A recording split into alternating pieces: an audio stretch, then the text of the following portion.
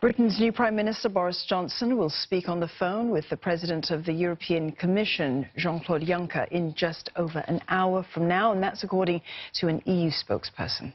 Mr Johnson has declared the current Brexit agreement unacceptable. Addressing a rowdy session of Parliament for the first time, he called on the EU to rethink its refusal to negotiate, as he pledged his absolute commitment to leave the bloc by the end of October. Our mission is to deliver Brexit on the 31st of October for the purpose of uniting and re-energising our great United Kingdom and making this country the greatest place on earth. Good morning, everybody. Mr Johnson also held his first cabinet meeting after what's been labelled one of the biggest reshuffles in decades. More than half of the previous cabinet quit or was sacked. Ollie Barrett has more on the possible reasons for this radical approach. People are scratching their heads and wondering about how he plans to get a Brexit deal, if he gets a Brexit deal, through the House of Commons.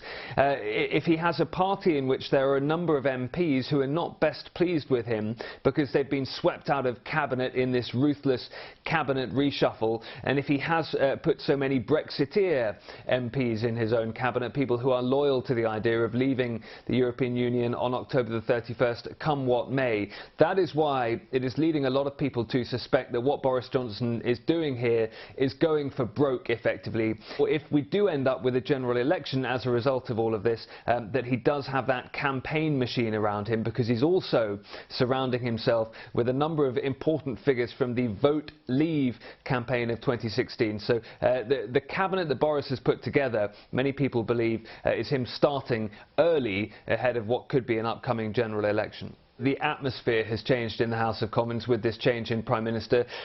Sessions between Theresa May and the opposition leader Jeremy Corbyn, question sessions after statements, were often a bit of a low-key affair, to be honest. This was not. Boris Johnson really coming back strong against Jeremy Corbyn's questions and getting some barbs in of his own. He got some pretty fulsome backing at times from his own backbenches of Conservative MPs. Boris Johnson setting out his position on the European Union, but also setting out a raft of domestic policy promises as well, because he does want to make it seem as if he can be a Prime Minister that isn't focusing only on one issue, and that issue being Brexit.